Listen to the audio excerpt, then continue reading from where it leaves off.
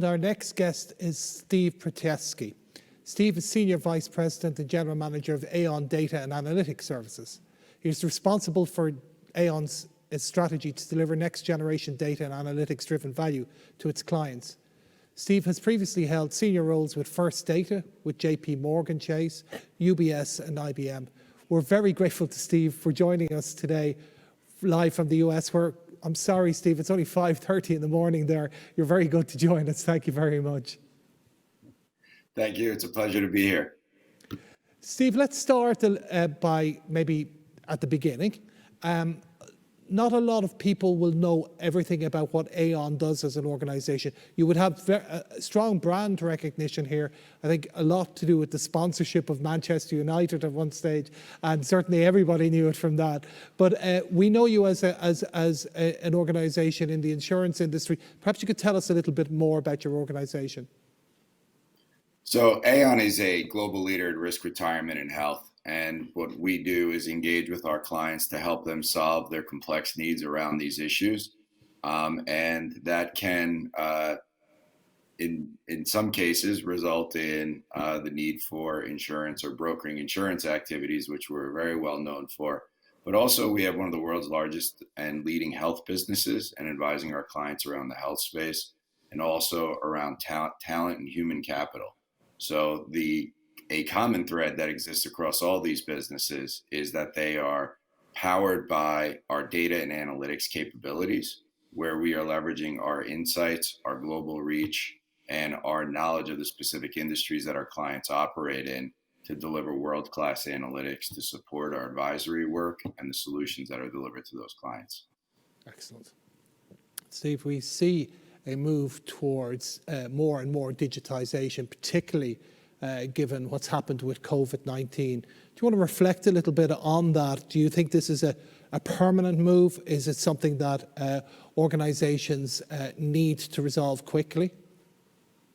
Well, reflecting on 2020 is not the most fun activity for many of us, but it is it has been an amazing time and something that has fundamentally changed and accelerated the changes that are happening across many areas. So COVID has simply made things like digital transformations and things like macro trends that were already underway happen much faster. So simply looking at the way we work from home, what was a gradual adoption of work from home technologies, what was a gradual adoption of us collaborating virtually, even when we were sitting in the office together, has been amplified and accelerated.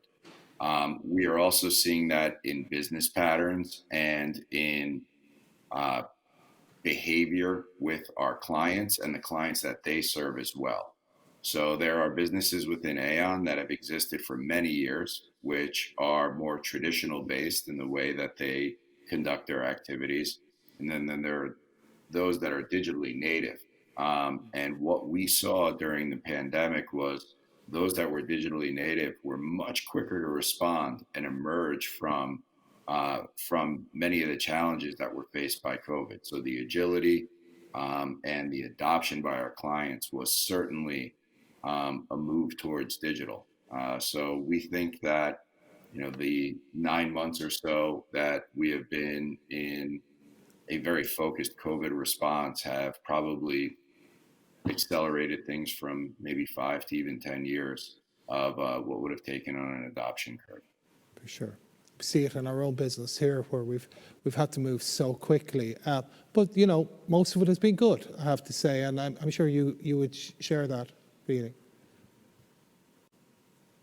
So we've seen a lot of benefits of working virtually and the digital adoption. We've seen efficiencies that have been gained. We've also seen, the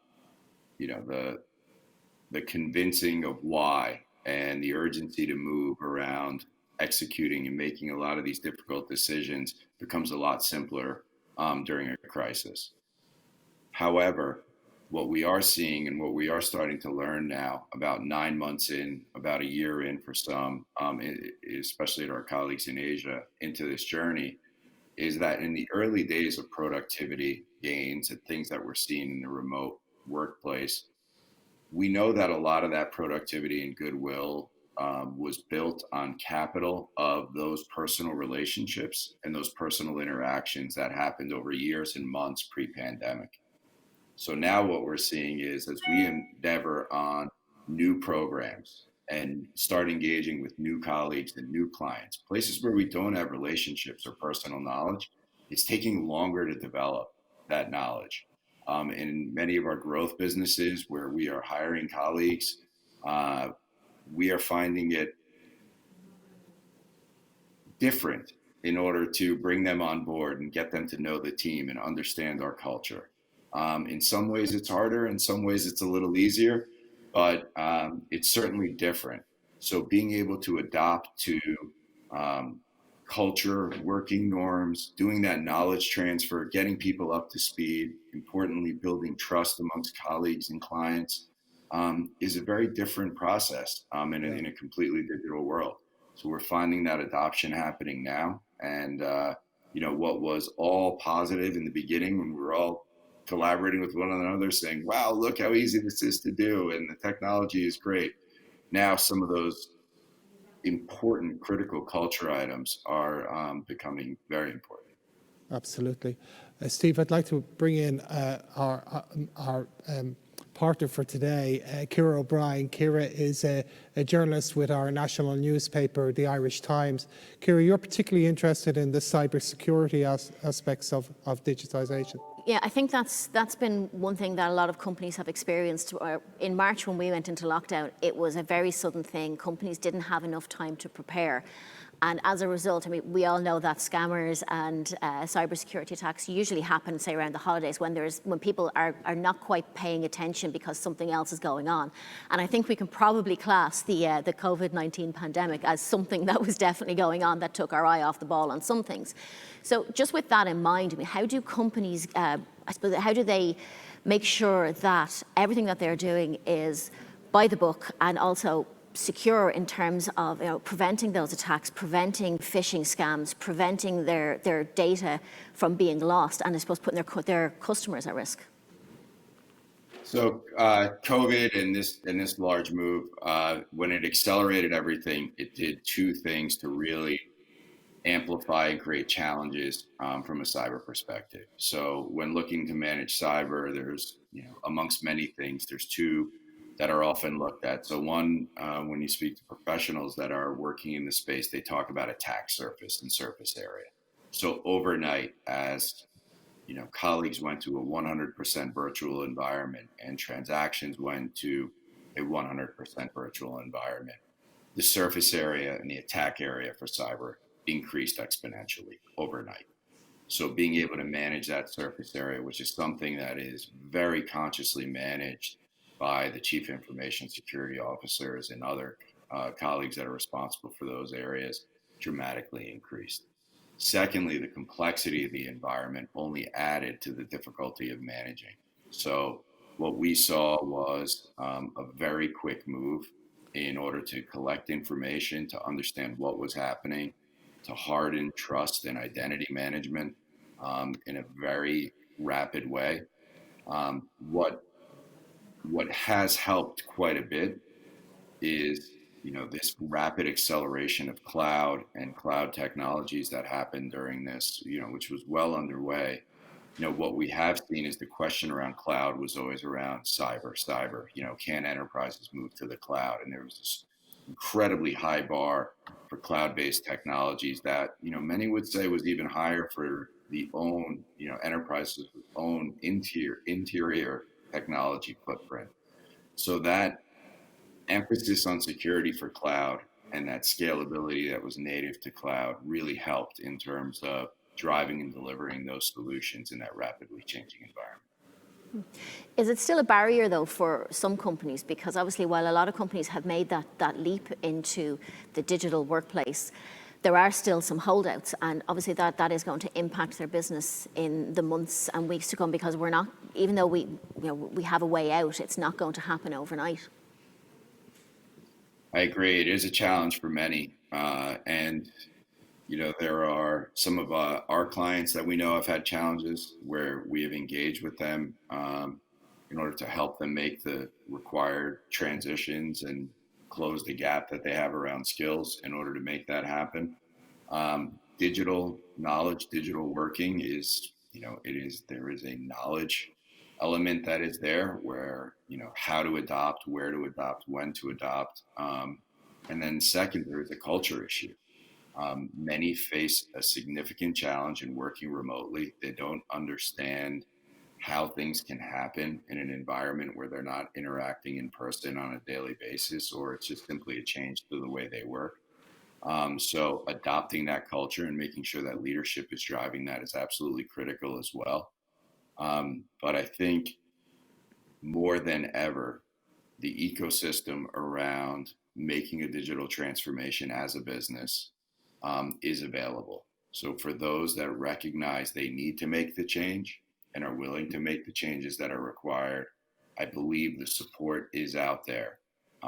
But it's certainly not diminishing the challenge that's faced by many businesses in adopting this way of working and this way of life.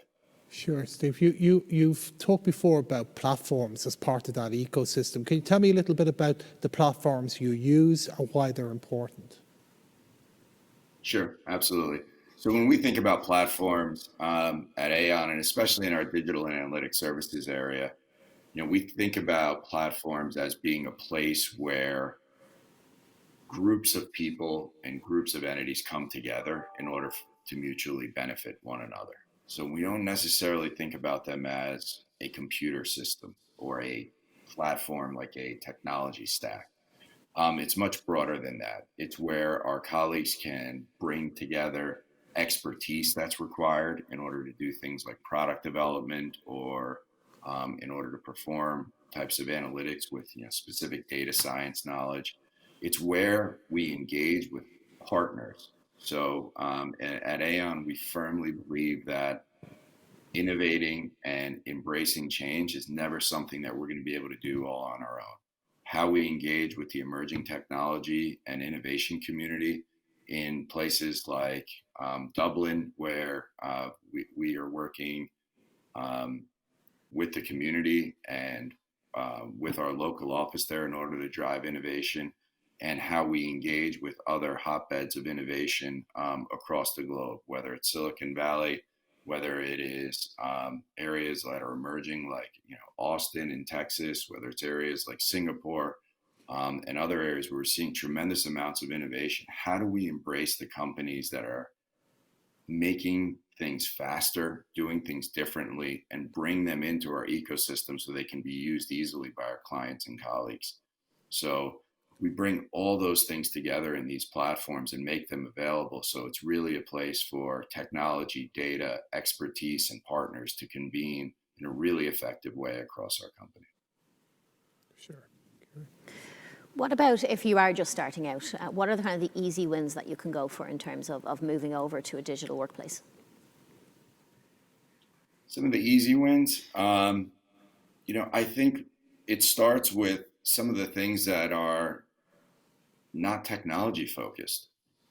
It's around cultural things. It's around recognizing the challenges that your colleagues and the people that you're collaborating with face when they work from home. Does everyone have an ideal environment where they work from home? Do they have the things that they need to be successful there from a support perspective? Are they managing for children or elders or other loved ones? And do they have the support they need to focus on work?